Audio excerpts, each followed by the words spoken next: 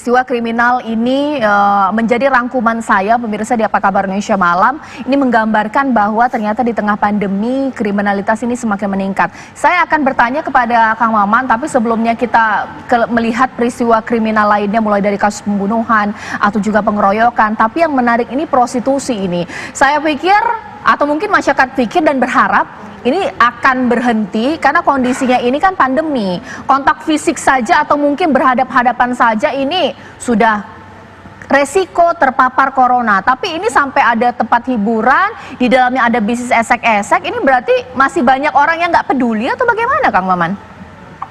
Saya kebetulan 4 hari yang lalu ada acara pas di samping hotel yang digerebek itu. Suasananya sih biasa aja. Tidak terlihat perubahan yang terlalu signifikan dibanding sebelum pandemi misalnya. Dan isu ini kita udah tahu bahwa ini pindahan dari Jakarta yang dulu ditutup misalnya. Itu bukan hal yang diantara orang-orang yang tahu kehidupan malam ini bukan sesuatu yang aneh bahwa itu ada gitu loh. Dan kalau kita buka media sosial, kita buka di Twitter, di Instagram dan sebagainya, tawaran-tawaran BO itu kan nggak berkurang, tetap saja jalan. Jadi orang betul-betul sekarang cuma dikasih pertanyaan ini semuanya menyangkut kelangsungan hidup. Lockdown tapi tidak bisa hidup, tidak punya penghasilan, ya sama saja. Sehingga bisnis seperti ini tetap jalan. Dan tempat yang digerebek ini bukan tempat yang kelas bawah, ini kelas menengah, satu voucher bisa 1,3, 1,5 juta. Dan kalau untuk jadi teman tidur bisa 3 voucher, berarti sekitar 4 juta, 4,5 juta. Dan berarti konsumen di kelas menengah pun tidak terlalu khawatir dengan COVID-19 karena kalau kita lihat ketika digerebek mereka seperti menggunakan protokol kesehatan, tetap memakai masker, tetap memakai face shield. Saya nggak tahu nanti di dalam kamarnya bagaimana.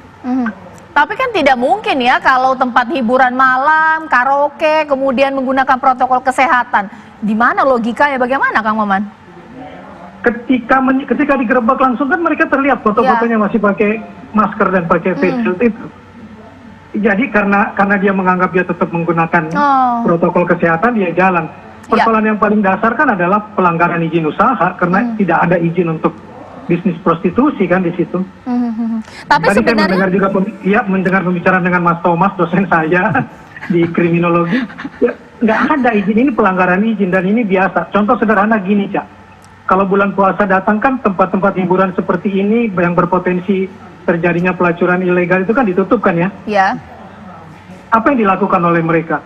Mengubah status mereka menjadi hotel supaya tetap bisa beroperasi. Tinggal kemudian adalah apakah aparat jeli melihat hal itu atau pura-pura tutup mata, tinggal itu kan sebenarnya. Oke, kalau Pak Thomas melihatnya seperti apa sih? Karena ini sudah umum ya di masyarakat bahwa tempat atau bisnis seperti ini tetap ada karena ada istilahnya setoran lah kepada aparat. Jadi kapan digerebek atau tidak, masalah setoran kurang atau tidak, itu benar tidak?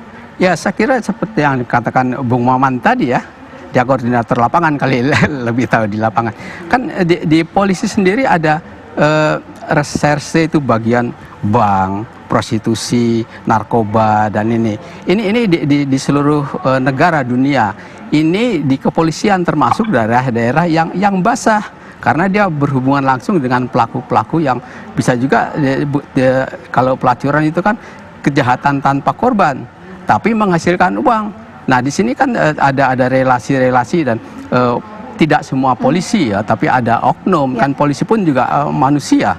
Ya, ini yang perlu dijaga juga integritas penegak hukum dan aparat yang lain, misalnya Pemda dan sebagainya. Sebagai contoh kemarin ditutup Alexis ya, itu kan hanya yang muncul saja, tapi di tempat lain kan masih ada meskipun tidak terbuka secara umum, tidak menawarkan, tapi nampaknya tahu gitu, bisa tadi dikatakan oleh Bung Maman juga melalui handphone, ya itu bisa dibuka dan situ ada tarif-tarifnya gitu. Ini. Nah, Kang Maman nanti saya akan lihat bagaimana realitas yang terjadi di masyarakat. Ini untuk bisnis prostitusi kelas menengah atau eksklusif atau jangan-jangan menengah ke bawah atau istilahnya prostitusi rakyat menjamur juga di tengah pandemi. Nanti Kang Maman akan jawab, tapi sebelumnya pemirsa saya akan hadirkan kabar terkini mengenai otoritas kesehatan di Beijing ternyata mencopot aturan menggunakan masker di ruang terbuka. Seperti apa? Inilah kabar terkini untuk Anda. Kembali lagi di Apa Kabar Indonesia Malam pemirsa, dan saya kembali bertanya kepada Kang Maman. Kang Maman, bisnis prostitusi seperti ini yang masih bergeliat di tengah pandemi untuk kelas menengah ke atas atau kelas menengah bawah ini juga marak? Nggak ada yang tutup kan, Pak. Di jalanan juga masih terlihat. Di jalanan juga masih terlihat. Mereka kalau ditanya jawabannya sama. Saya semuanya ini persoalan hidup. Kalau saya di dalam rumah lockdown, saya selamat dari COVID, tapi saya bisa menghidupi anak saya atau tidak, perut saya terisi atau tidak. Persoalannya adalah persoalan ketidakberdayaan mereka yang membuat mereka tetap harus hidup, ya tetap menjalankan profesi mereka. Dan saya mengapresiasi polisi yang bisa menggerebek tempat di Tangerang Selatan itu dan langsung menetapkan tersangkanya, bukan si perempuannya karena memang tidak terkena secara hukum, tapi germo dan mucikarinya dan pengelola tempat tersebut. Dan itu menurut saya langkah yang tepat. Oke, nah tapi Pak Thomas, sebenarnya kondisi kebuntuan atau permasalahan ekonomi sekarang atau cari uang sekarang susah. Ini juga bisa membuat bahwa ada orang yang juga beralih profesi kah? Atau mereka adalah pemain-pemain lama kah? Para wanita hiburan ini, mucikari, bagaimana? Ya. Nah, saya kira kalau masalah prostitusi itu juga ada yang part time ya, yang bisa kalau kita lihat kasus-kasus yang kemarin ya, ada artis dan sebagainya ya. Jadi kalau tadi Bung Maman mengatakan kebutuhan hidup, tapi kebutuhan hidup itu kan beda-beda. Kalau untuk yang di jalanan mungkin sesuap nasi, tapi kalau untuk yang kelas atas kan status sosial, dia harus pengen punya mobil, pengen punya lain-lain sebagai orang yang ingin terpandang ini. Jadi memang istilah ekonomi itu jangan hanya dilihat ekonomi bawah, tapi kebutuhan tingkat-tingkat yang berbeda. Makin dia status tinggi kan kebutuhannya makin banyak itu. Oke, nah saya setuju tuh, Cak. Ya, bagaimana? Tambahkan. Saya setuju karena banyak teman-teman yang karena beberapa pekerjaan berhenti, mereka dulu kosnya di apartemen yang 4-5 juta dan tetap harus hidup. Mereka kemudian akhirnya beralih profesi menjadi PSK untuk sementara waktu dan ada jaringannya demi untuk tetap mempertahankan gaya hidup tersebut. Jadi bukan semata-mata juga soal ekonomi, tapi mempertahankan gaya hidup mereka.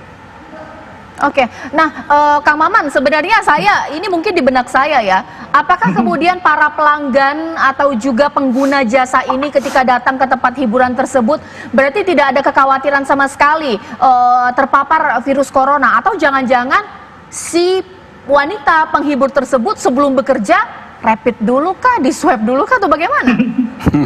Itu yang saya tidak paham. Yang pasti yang saya tahu selama pandemi beberapa tempat tertutup, tapi germonya, mami-maminya secara aktif di media sosial menawarkan anak-anaknya untuk dikirim ke tempat di mana mereka bisa bertemu, entah itu di hotel dan sebagainya. Dan mungkin konsumennya karena merasa sudah lewat tes soal suhu tubuh dan sebagainya dan bisa masuk ke dalam hotel, dianggap aman saja oleh mereka. Oke. Nah, sebenarnya kalau benak saya ya, ketika menengah ke atas, Pak Thomas harusnya mengerti mengenai ini kondisi virus corona ini begitu mengkhawatirkan. Nah, tapi ternyata tidak serta-merta ya Pak ya, tingkat pendapatan, tingkat pendidikan pun ternyata mereka menggunakan jasa ini di tengah kondisi pandemi. Betul kan, ini juga istilahnya kebutuhan juga ya. Kita lihat ya dari segi apa nih, segi penggunanya barangkali ya. Dia kan mungkin jaga jarak tuh dengan istrinya. Tapi kan di luar itu kan ada istilah bobo-bobo siang sekarang ini ya. Itu juga kita harus melihat bahwa kondisi kehidupan di Jakarta itu kadang-kadang ya, apalagi sebelum pandemi, itu keluar rumah sebelum matahari terbit, pulang ke rumah setelah matahari terbenam, itu mau kemana? Sementara dia punya uang, dan untuk masyarakat tertentu itu masalah-masalah yang dia bisa dengan perempuan siapa, dan ini semacam untuk kelompok itu juga semacam prestis sendiri gitu. Oke, terakhir Kang Maman, supaya hal ini tidak terulang lagi ya, karena pastinya ini juga berefek buruk kepada keluarga ya, bagi pengguna jasa tersebut yang punya anak dan juga istri lah, istilah seperti itu. Apa yang bisa dilakukan aparat? Karena ini terungkap kan ketika razia PSBB, sebenarnya gencar juga tidak sih kondisi pandemi ini untuk melihat tempat-tempat hiburan malam yang masih beroperasi atau juga tempat esek-esek, bagaimana Kang Maman? Saya tetap menganggap kita sudah maksimal mengkampanyekan soal protokol kesehatan, bahkan bukan cuma 3M, 4M, menjaga jarak, menggunakan masker, mencuci tangan, sebisa mungkin menghindari kerumunan, itu sudah dilakukan. Jadi kalau masih saja ada orang yang merasa ada kebutuhan yang harus dipenuhi dengan mengabaikan protokol kesehatan, buat saya sudah di luar nalar. Tapi seperti yang dibilang Pak Thomas, kebutuhan dasar yang mereka ingin penuhi, kebutuhan hubungan seksual, hubungan intim yang mereka ingin penuhi, tinggal butuh ketegasan aparat untuk tidak mentolerir hal seperti ini. Dan satu yang saya ingin bilang bahwa jangan cari sensasinya dengan menjual berita-berita tentang sosok PSK-nya, tapi orang-orang yang menyalahgunakan izin usaha dan kemudian para germo dan para mucikari yang menyediakan tempat dan menyediakan jasa ini. Ini justru yang harus ditangkap. Lebih dari itu adalah soal pemberdayaan ekonomi dan penguatan masalah keluarga menurut saya.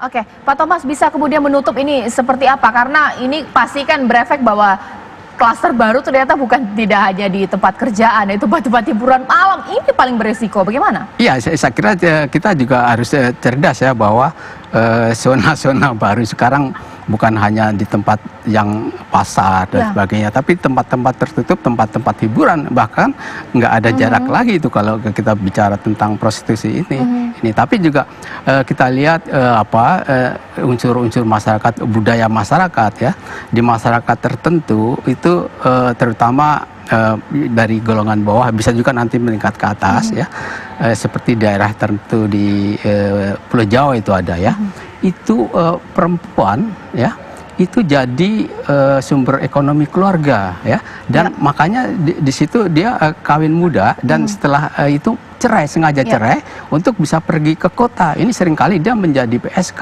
ini. Itu. Ya, bagaimanapun juga prostitusi memang sangat tidak dibenarkan, apalagi di tengah kondisi pandemi seperti ini. Terima kasih Pak Thomas. Dan nanti Kang Maman ditahan dulu karena sesaat lagi saya akan berbincang dengan Kang Maman dan juga narasumber saya ini mengenai video viral oknum polisi yang memeras wisatawan asal Jepang. 1 juta rupiah tak menyalakan lampu di siang hari.